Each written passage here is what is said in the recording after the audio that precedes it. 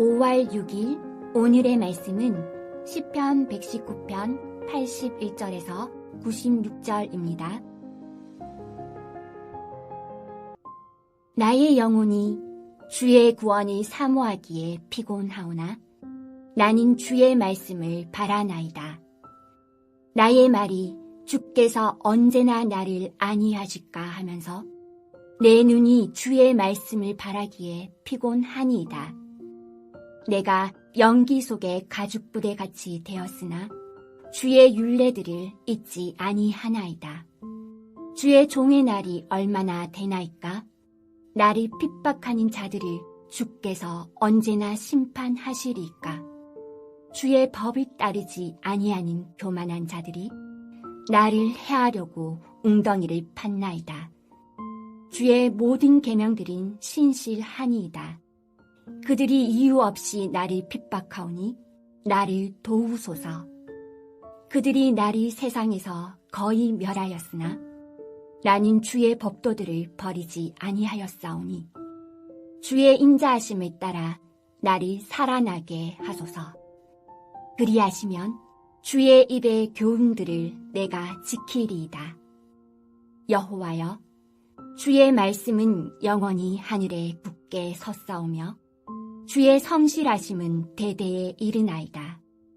주께서 땅을 세우셨으므로 땅이 항상 있사오니 천지가 주의 규례들대로 오늘까지 있음은 만물이 주의 종이 된 까닭이니이다. 주의 법이 나의 즐거움이 되지 아니하였다면 내가 내 고난 중에 멸망하였으리이다. 내가 주의 법도들을 영원히 잊지 아니하오니 주께서 이것들 때문에 나를 살게 하심이니이다. 나는 주의 것이오니 나를 구원하소서. 내가 주의 법도들만을 찾았나이다. 악인들이 나를 멸하려고 엿보오나 나는 주의 증거들만을 생각하겠나이다.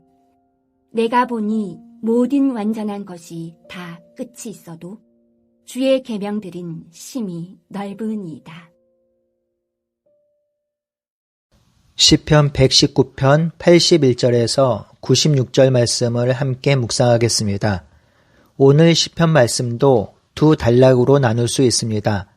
첫째 단락은 81절에서 88절로 제11년 알파벳 11번째 자음 카프로 시작합니다.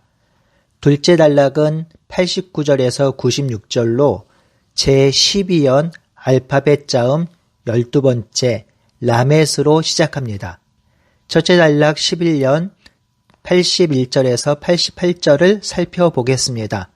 이 11년은 시편 119편의 전반부 마지막 연으로 후반부의 마지막 연과 같이 고난당하고 힘든 가운데서도 여호와를 바라며 여호와의 말씀을 끝까지 따르겠다는 고백이 중심 주제입니다. 81절, 82절에 시인의 상태는 피곤한 상태입니다. 이 피곤하다란 말은 고갈되어 사라지며 소비되고 소모되는 것을 뜻합니다. 시인은 지금 고난 중에 자신의 삶이 피폐해지고 소멸되는 것과 같은 상태에 놓여 있다고 합니다. 그럼에도 시인은 주의 말씀을 사모하고 주의 말씀을 붙들고 있습니다. 흥미로운 것은 주의 말씀을 바라기 때문에 피곤하다고 하는데요. 이 표현은 하나님의 약속, 언약이 성취되길 눈이 빠지게 기다린다는 표현입니다. 그러면서 어느 때에 하나님이 나를 위로하실까 하는 탄식까지 하고 있습니다.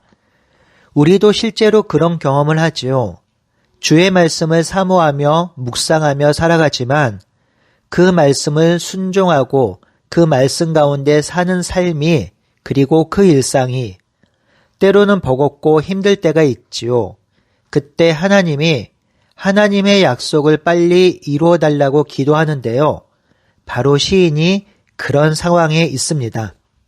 이런 상황 가운데 놓인 시인이 얼마나 힘든 상황이냐면 83절에 보면 연기 속에 가죽 부대 같이 되었다고 합니다. 이는 뜨거운 불 위에 매달린 가죽 부대와 같은 모습이라는 것이죠. 연기에 그을리고 쪼그라들고 바짝 타버린 시인의 모습이 생생하게 표현되고 있습니다. 84절에는 주의 종의 날이 얼마나 되겠습니까? 라고 묻는데요. 이 물음은 자신의 생명이 얼마 남지 않은 것 같아서 빨리 하나님께서 구원해 달라는 것입니다. 그러니 자신을 핍박하고 의로운 자들을 공격하는 자들에게서 하나님의 심판이 이루어지길 간구하고 있는 것입니다. 85절에도 자신이 당하는 위험을 표현하고 있습니다. 교만한 자들이 시인을 죽이려고 웅덩이를 팠다고 하지요. 그들은 까닭 없이 이유 없이 자신을 공격하고 해하려 하고 있다고 합니다. 81절에 보면 그들이 자신을 이 세상에서 거의 멸하였다고 하는데요. 사실 까닭 없이 시인을 해하려 한 것은 아닙니다. 악인들과 교만한 자들에게 이 시인은 눈의 가시였겠지요. 시인이 공의와 정의를 행하는 것, 이것이 보기 싫었겠지요. 그래서 교만한 자들, 악인들이 이 시인을 해하려 하였고 중상모략하였고 웅덩이를 파서 죽이려 했던 것이지요. 하지만 시인 입장에서 보면 불의를 행하지 않았음에도 당하는 이 고난과 핍박과 고통은 까닭 없이 이유 없이 당하는 고난과 고통이라고 생각하는 것입니다. 의로운 자로 살기에 필연적으로 경험하게 되는 그 고통을 시인이 당하고 있고 그 아픔을 하나님께 토로하고 있습니다. 그럼에도 불구하고 시인은 87절 하반절에 나는 주의 법도를 버리지 아니하였다고 하지요. 그러면서 다시 한번 하나님께 간구합니다. 주의 인자하심을 따라 나를 살아나게 하소서. 그리하시면 주의 입의 교훈들을 내가 지키겠습니다. 라고 하지요. 제11년은 의롭게 사는 자가 경험하게 되는 것을 잘 표현하고 있는데요. 주의 말씀대로 살아가니 악인과 교만한 자로부터 핍박이 오고 고난을 경험합니다. 시인은 이 고난이 애매히 당하는 고난 같지만 이 고난을 이겨내기 위해서 다시 한번 말씀을 붙잡고 있습니다. 그 말씀이 바로 하나님의 약속이 있지요. 하나님의 약속을 붙잡고 살기에 시인은 다시 고난당합니다. 이 고난 앞에서 시인은 하나님의 인자와 긍휼이 자신을 붙들고 세상이 줄 수 없는 위로를 간구하고 있습니다. 바로 이런 삶이 의로운 자의 삶이며 하나님의 말씀을 사랑하는 자의 삶인 것 같습니다. 사랑하는 성도 여러분, 우리도 말씀을 따라 살 때 그 말씀이 진리임을 믿고 진리를 붙잡고 살 때 당하는 고난과 어려움 그리고 핍박이 있습니다. 분명히 있습니다. 그때 우리 주님께서 주님의 인자와 긍휼로 우리와 함께 하실 것입니다. 세상에 알지 못하는 평안을 내려주실 것입니다. 세상에서 맛보지 못한 기쁨을 주실 것입니다. 그러니 말씀을 지킴으로 당하는 고난과 핍박 속에서도 용기를 잃지 마시고 기도를 잃지 마시고 주님께서 함께 하심을 믿고 그 말씀을 끝까지 지키고 붙들고 살아가는 우리 모두가 되길 바라고 소원합니다. 두 번째 단락 12연, 그러니 시편 119편의 후반부 첫 번째 연 89절에서 96절을 살펴보겠습니다. 제12연은 히브리어 알파벳 12번째 자음 라메드로 시작합니다. 제12연 라메드로 시작하는 첫 번째 단어가 영원히입니다. 영원하다는 것을 붙일 수 있는 것은 인간이 만든 것에는 없습니다. 오직 하나님의 말씀만이 영원합니다. 그것을 알고 있는 시인이 오직 주의 말씀이 영원히 하늘에 굳게 섰사오며 주의 성실하심이 대대에 이를 것이라 합니다. 여기서 성실하다는 말은 지난주에 설명드린 것처럼 신실하다, 진실하다, 변함이 없다 그런 의미죠. 그러니 성실하고 영원한 하나님의 말씀으로 이 세상을 창조하셨으니 하나님께서 창조하신 원리대로 이 땅과 세상이 그대로 유지되길 고백하고 기도하고 있지요. 그래서 시인은 이 만물이 주의 종이 되어 오늘날까지 존재하는 것이라고 노래하는 것이지요. 결국 하나님이 하나님의 말씀으로 이 세상을 창조하시고 운행하시고 다스리고 있음을 시인이 이렇게 시적 표현으로 노래하고 있는 것입니다. 92절에는 자신이 지금까지 살아올 수 있었던 이유를 밝히고 있는데요. 하나님의 말씀은 영원하고 그 말씀이 이 세상을 운행하고 다스리고 있으므로 그 말씀을 따르고 순종함이 자신에게 기쁨과 즐거움이 되기 때문에 지금까지 살아올 수 있었다는 것입니다.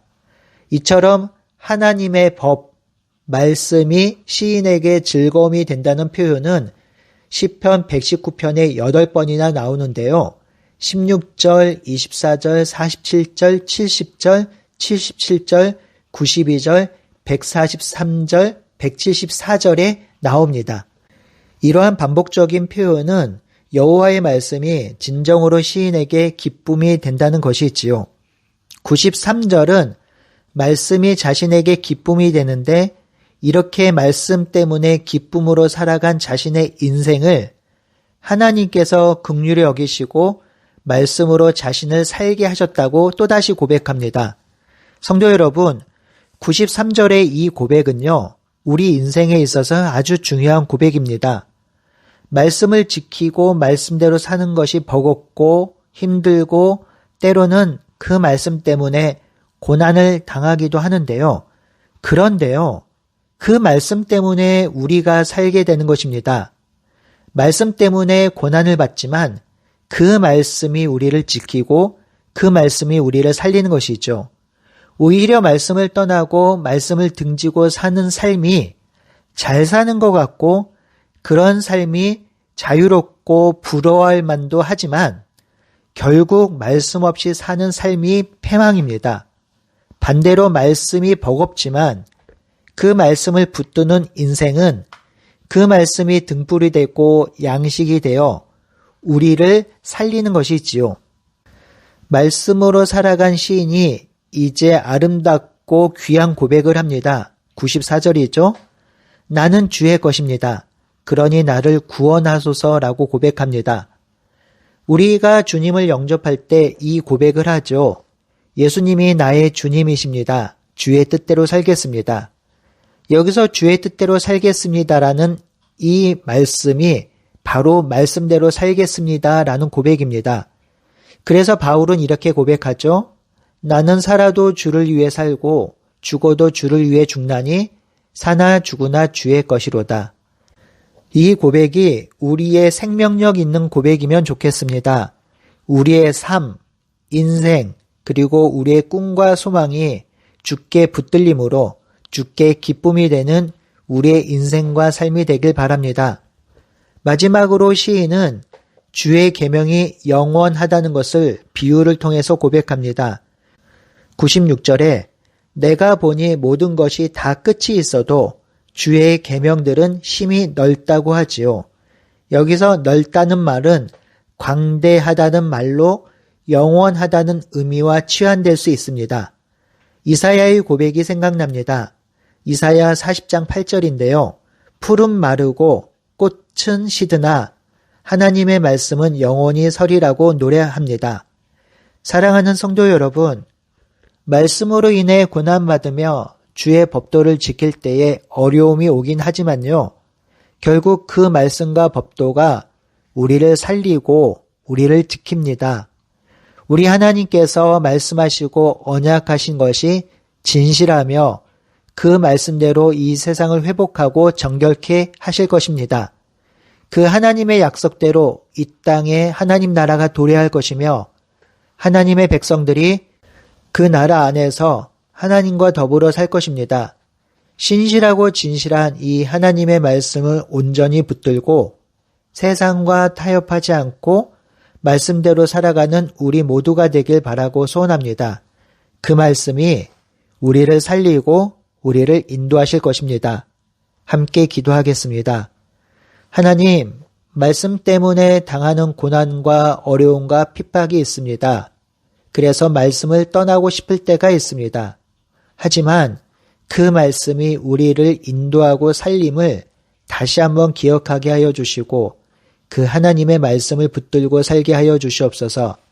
오직 하나님의 말씀이 영원함을 우리가 알며 그 말씀 안에서 참된 자유와 기쁨을 누리며 살게 하여 주시옵소서. 예수님의 이름으로 기도드립니다. 아멘.